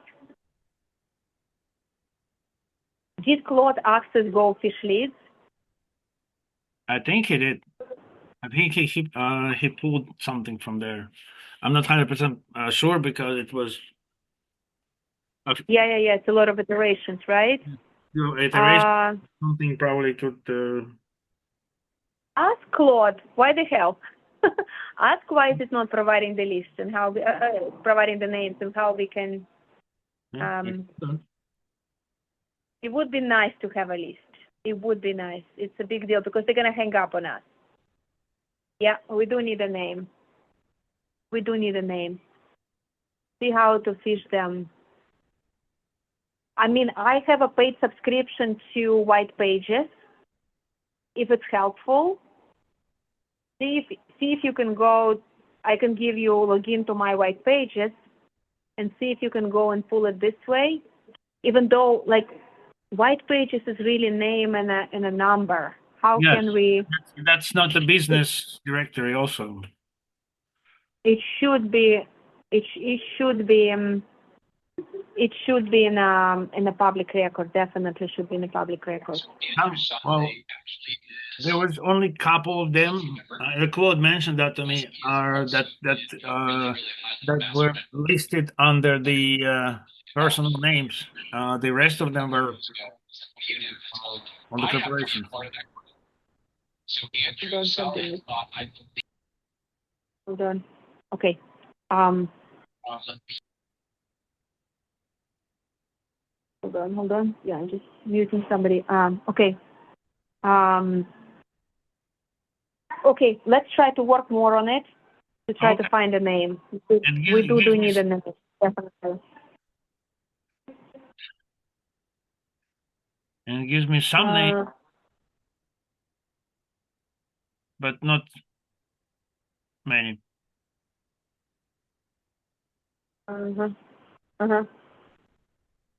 Okay.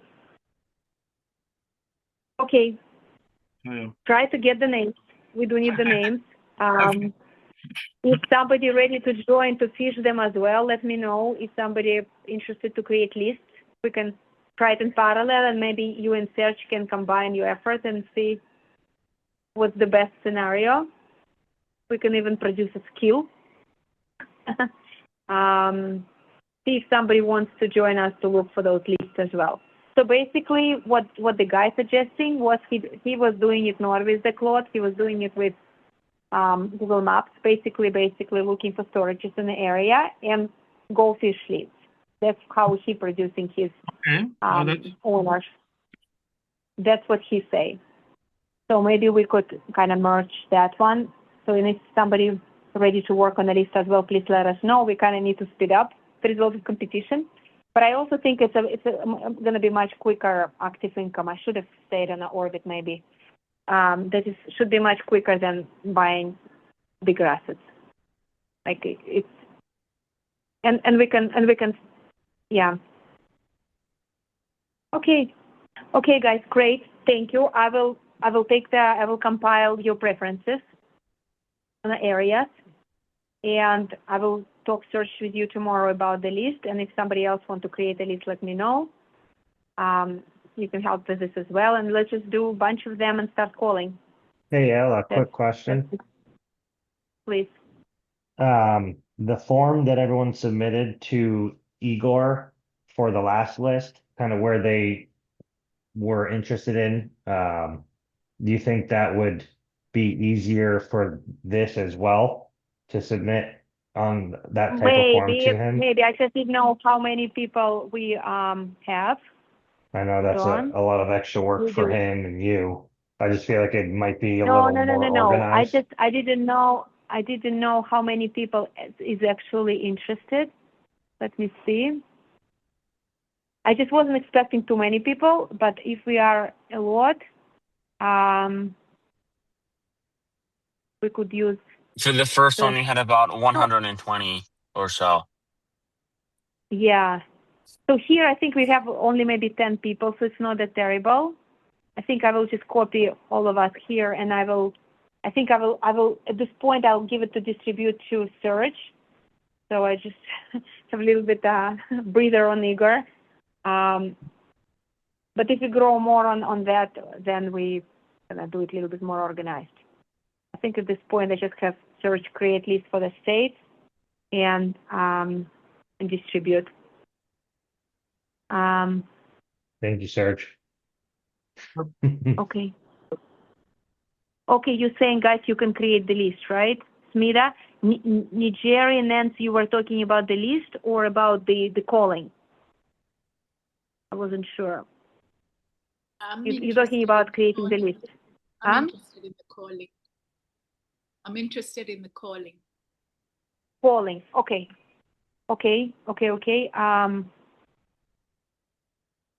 Smita, I see you saying you can help me with creating the list, right? Okay. So let me, definitely. Okay. So maybe Serge, let's see what you can do until tomorrow. Maybe we connect with you tomorrow again, see if you're successful with the names, and maybe we connect Smita as well. And does anybody have an idea how to get the name? That is my question. What do you say? Does anyone have an idea how to get the name? What could be the source?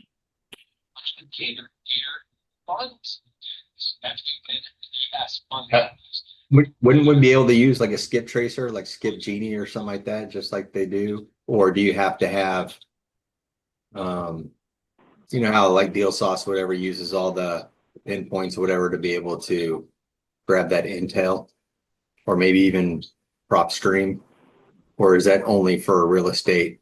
Have you guys ventured into that at all? Any of the major softwares that they use? Because that's how they do it for real estate. So I would assume commercial. Yeah. As long as they got an address and it's a business, essentially be the same concept. I will research a little bit later today. I think about the same direction. Yeah. Let me research a little bit later today and search, see what you can do, and let's talk tomorrow. You, Smita, who else wanted to do the list? Willing to call storage list June. So yeah, I'll Josh check Crexy also. Pro. I have a commercial account with Crexy Pro. I think that there's a much better sources for the list than just Google, like batch skip. Like we can do a list through that for commercial. And then there's there is commercial for PropStream. It's not as much data, but at least the data is better qualified and has all the information. with Crexy, it can actually tell me when the loan payoff is coming due and when the balloon is coming due. So there are lists for distressed sellers that we can pull for storage. I'll look into that and I'll shoot you an email. Beautiful. How about we reconnect tomorrow? Let me just see, just a second. I don't know exactly the location. I would love to reconnect with people who are talking about the list. So we kind of reconnect tomorrow. How is you tomorrow about that time? I'm just a little bit behind. I'm in Arizona. I'm afraid I'm going to be still in the office. Like right now, it's what? It's 8 p.m., right? Yeah. Eastern, right? So how are you guys tomorrow at 8? This is for creating the list, not the calling the list, for creating the list. Okay. So let's reconnect tomorrow at your 8 o'clock, mine 5. So 8 Eastern. Serge, Smith, Amir, I will do a little research tonight, and let's reconnect on creating the list. This is just on creating the list tomorrow around at that time at 5 o'clock. Okay? And we can use the same Zoom we use for Orbit on Wednesdays. Let's just use the same one. Let's just meet on that. The one that we use right now. Yeah, just this one. Yeah, just let's come in on this one tomorrow. It's 8 p.m. Eastern. Okay. And we're just going to combine our ideas on how we're creating that list. Okay? You know what? Maybe I will, hold on. Let me create a quickly new one so we're not missing it by any chance. Hold on. I will create, and I will play Zoom right now. Just a second.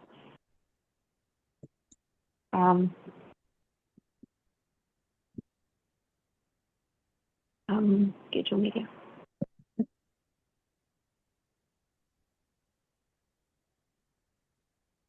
Just a second. I'll paste the Zoom for tomorrow for 8 p.m.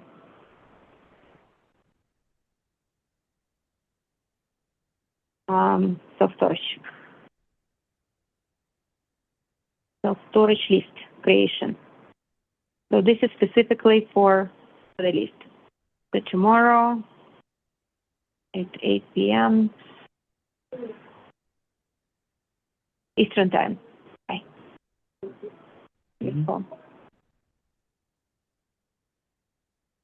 So I'm posting it in our chat here. So just save it for tomorrow at 8 p.m. So I'm not going to send it to the whole Orbit because otherwise there are going to be a lot of people and no need. So this is the Zoom for tomorrow. This is Thursday, 8 p.m. Eastern. And I will just stop where I am and I will connect. Okay, guys, thank you. Thank you for participating in this effort, this challenge. Let's see how we're moving this one. Maybe this one's going to be going a little bit quicker than the rest of it. Thanks, Okay. Ella. Talk to you all tomorrow. Thank you. Thank you. Thank you. Bye-bye. Thank you, you. Serge. Thank you, team. Thank you, guys. Thanks, Tim. Thank you, Igor. Thank you, Igor.